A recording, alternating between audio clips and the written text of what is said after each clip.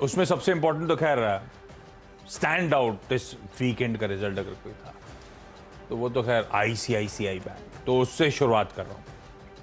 अच्छे numbers almost सारे parameters पे। अब अच्छा क्विक फायर समझा देता हूं, अच्छा क्या लग रहा है।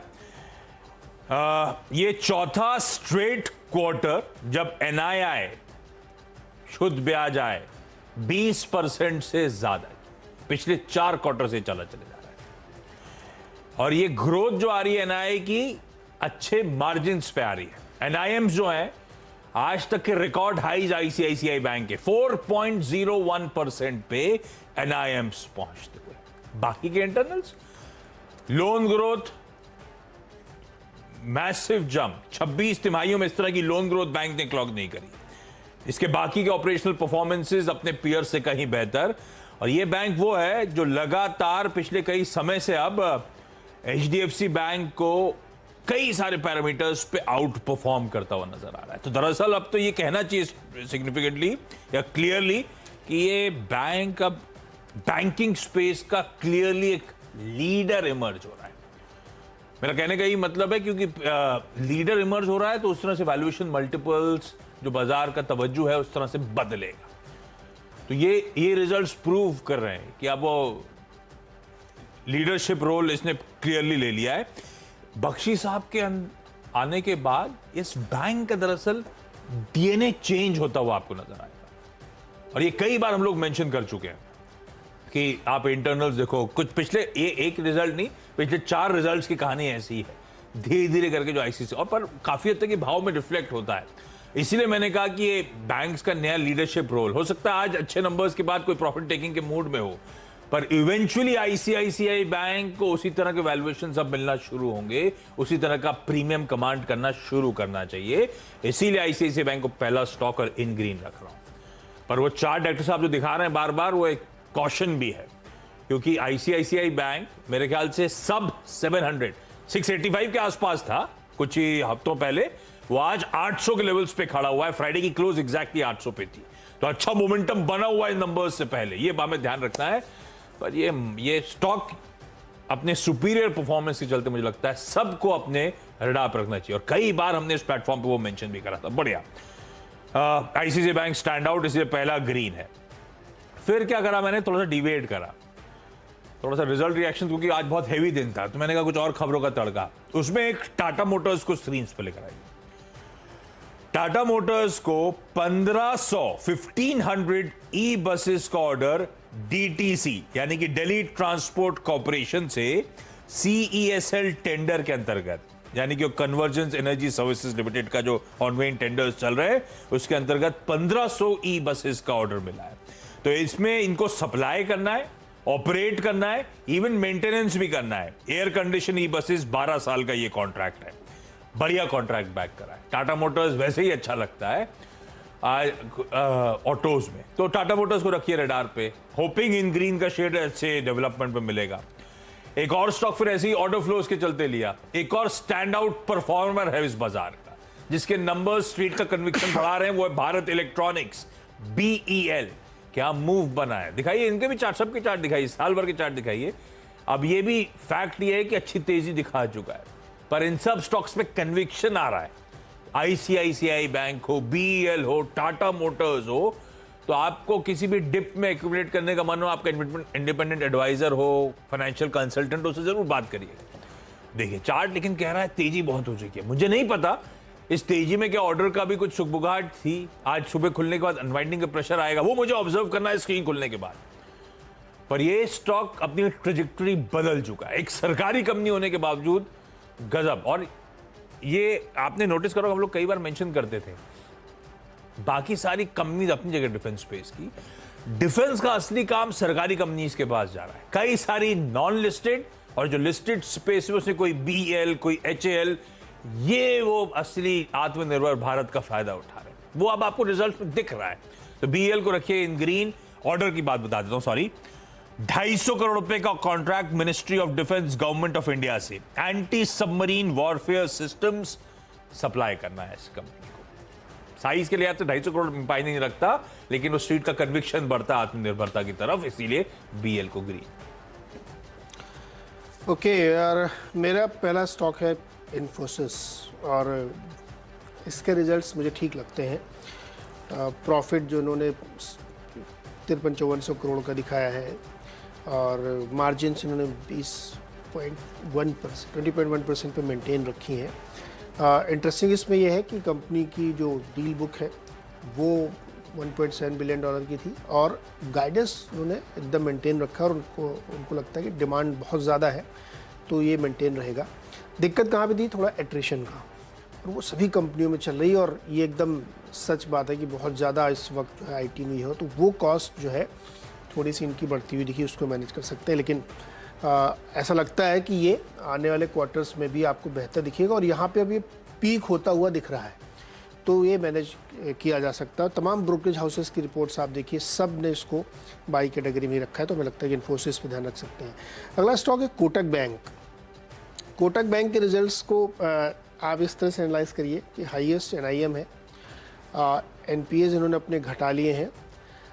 एक्सपेक्टेशंस के सामने हो सकता है कि थोड़ा सा कम लगे, लेकिन अदरवाइज इन्होंने अपना प्रॉफिट भी मेंटेन किया है और जो इनका मार्जिन है वो भी सुपर रखा है इन्होंने। दिक्कत कहाँ पे आई है थोड़ी सी कि जो नए लोन बहुत सारे थे उसमें से कुछ नए NPAs हुए हैं, तो उसको आगे जाते हुए कैसे मैनेज करेंगे ये मैनेजमेंट की कैपेबिलिटीज़ पे तय होता है। लेकिन स्टॉक हमें लगता है कि एक बेहतरीन ट्रेजेक्ट्री में है इस वक्त और इस पर ध्यान दिया सकता है, तो ये भी मुझे एक पॉजिटिव रिजल्ट रखता है। येस बैंक के रिजल्ट हालांकि मुझे कमज़ोर लगते हैं, बावजूद इसके कि प्रॉफिट बढ़ाया इन्होंने, लेकिन NPAs इनके 13.93 से घट के मात्र 13.45 तक ही पहुँचे हैं अभी भी। एसेट क्वालिटी में नई स्लिपेजेस बढ़ी हैं quarter on quarter. Yes bank अब चूँकि वीक बैंक है तो इसलिए वो दिक्कत बनी रहती है। 1000 करोड़ के स्लिपेजेस इस क्वार्टर में देखने को मिले हैं, जो कि बढ़ के आए हैं। 2.3% की दर से स्लिपेजेस बढ़ रहे हैं, एनुअलाइज रेट है। तो मुझे लगता है कि ये नतीजा थोड़ा सा प्रेशर में रहेगा। इनके प्रबंधन से हम लोग बात करेंगे 10:30 बजे, तो देखते हैं कि ये क्या व्यू निकालते। एक अच्छा 2-3 बैंक मैंने इसमें और बता ही दूँ क्या मैं। कर्नाटक बैंक का नतीजा ठीक है क्योंकि इन्होंने कई क्वार्टर्स के बाद अच्छा प्रॉफिट यहाँ निकाला है। 7-8% तक का इन्होंने बेहतर मुनाफा दिखाया है। NPAs काफ़ी तेज़ी से कम किए, 2.42 से 2.16 रखे हैं इन्होंने नेट NPA, और ग्रॉस NPA जो है हालांकि थोड़ा सा बढ़ के आया है लेकिन मैनेजेबल है क्वार्टर ऑन क्वार्टर, तो मुझे लगता है कि वहाँ पे देखा जा सकता है। पांचवा है बंधन बैंक। इसके नतीजे कमज़ोर हैं और ये जियोग्राफिकल कंसंट्रेशन की कीमत चुका रहे हैं ये भाई साहब। बंगाल की तरफ इनका बहुत ज़्यादा बिजनेस है, तो वहाँ बाढ़ आती है या वसूली नहीं हो पाती, तो वो सब इनके रिजल्ट में दिखता है। इसलिए जियोग्राफिकल कंसंट्रेशन बहुत मैटर करता है। तो इनके अगर आप देखेंगे अनुमान से जो है लगभग वैसे ही नतीजे आए, लेकिन मुनाफा इनका जो है बढ़ गया है थोड़ा। अनुमान था कि हमारा आना चाहिए 915 करोड़ और आया है 886 करोड़, जो कि कह सकते हैं कि थोड़ा सा स्लाइडली कम है, लेकिन एब्सोल्यूट टर्म में काफ़ी बढ़ के आया है। NPAs में 1% की ग्रोथ, 7.25% है 6.46 से बढ़ करके। नेट NPA 1.66 से बढ़ के 1.92% है। इस तरह की जो NPAs बढ़े हैं ये आगे जाते हुए दिक्कत कर सकते हैं। ऑपरेटिंग प्रॉफिट भी 2.5-3% गिर गया है क्वार्टर साल दर साल, और 27-28% क्वार्टर गिर। तो एक्सपेंसेस बहुत बढ़ रहे, हो सकता है कि रिकवरी के प्रोसेस में उनके बहुत पैसे खर्च हो रहे हो लेकिन हो नहीं पा रहे। एक और कमज़ोर नतीजा बता दूं आपको, फिनोलेक्स इंडस्ट्रीज़ के मार्जिन में शार्प फॉल है और वो गिरा है 22 से घट के 11। बस इसके आगे कुछ ज़्यादा बताने की ज़रूरत नहीं है, ये एक बहुत बड़ी चिंता की बात है। मार्जिन इनके 22 से घट के 11% आ गए। तो इतना अगर मार्जिन स्लिप हो रहा है तो अगले 1-2 क्वार्टर में थोड़ा मेंटेन करने में दिक्कत आ सकती है। इसलिए मैं नतीजे फिनोलेक्स इंडस्ट्रीज़ के वीक है। कंपनी पाइप बनाती है प्लास्टिक के, तो शायद पेटकेम के दामों का असर इनके ऊपर देखने को मिला। मेरे 6 हो गए भाई। हाँ, तो मैं क्विकली निपटा देता हूँ। नवीन फ्लोरीन को ग्रीन रख रहा हूँ, हालांकि ये कुछ दिन पहले मेंशन कर रहा था, इसमें ऑलरेडी नंबर से पहले तेजी आई है। आपको याद होगा वो हनीवेल के लिए वो प्लांट कमीशन करना हमने सीधा सौदा की स्टॉक्स में बताया हुआ है, तो तेजी आ चुकी है अच्छी, लेकिन रेड आप रखेंगे। आय में 23% ईयर का जंप, क्यू ऑन क्यू भी फ्लैटिश नजर आएगी। मेरे लिए हाईलाइट, जैसे इन्होंने मार्जिन फिनोलेक्स के लिए दिक्कत वाले कहते हैं, नवीन के लिए मार्जिन मेरे लिए टेलविंड है। Q1 पिछले साल 24.8, पिछले क्वार्टर इससे पहले वाला 24%, और इस बार हो गई 25.8। तो साल दर साल क्यू ऑन क्यू बढ़िया एक्सपेंशन, इसीलिए मुनाफे में 40% का जंप। इनके स्पेशलिटी केमिकल्स कारोबार में हाईएस्ट एवर क्वार्टरली सेल्स है। वो हनीवेल के मैन्युफैक्चरिंग प्लांट कमेंस हो गया, ये तो हमने पहले भी बता रखा है आपको, और अपने डी बॉटल मेकिंग केपेक्स पे 80 करोड़ खर्च करेंगे। अच्छा नंबर है, नवीन फ्लोइन को रखिएगा ग्राफ पे, पर कॉशियस रहिएगा, थोड़ा से मूव्स आ चुके हैं। डीलिंग को दिखाइए स्क्रीन पे, 193 वाला साल के हाइज वाला स्टॉक 137 पे ट्रेड कर रहा है, तो ऑफ हाइज है। आए साल दर साल क्यू ऑन क्यू दोनों में एक बढ़िया इंप्रूवमेंट, किसी भी पैरामीटर पर कंपेयर करें। मुनाफा 16.2 करोड़ पे, पिछले क्वार्टर 11.5 करोड़, पिछले साल इसी क्वार्टर में 8.5 करोड़, तो गजब का ट्रैक्शन आया है। और एक और चीज ऐसी मैं कल देख रहा था, 4.5 रुपए का ईपीएस इस इकलौते Q1 में, 4.5 रुपए का ईपीएस, पिछले पूरे साल 12 रुपए का ईपीएस हुआ था। और इसी क्वार्टर पिछले साल जो ईपीएस था मिनिस्क्यूल आधा था इसका। तो मतलब ट्रैजेक्टरी चेंज हो रही है। अगर ये अभी एक क्वार्टर का नंबर है, वॉच आउट करिएगा। डीलिंग को रखिएगा रडार पे, इसीलिए सेशासाई पेपर को रख रहा हूं, थोड़ा सा इलिक्विड स्टॉक है, ये बात का ध्यान रखिएगा। और खैर सिर्फ ग्रीन में मेंशन करना है क्योंकि कंप्लीट नहीं होते रिजल्ट जब तक सारे अच्छे बुरे नंबर्स ना बताऊं।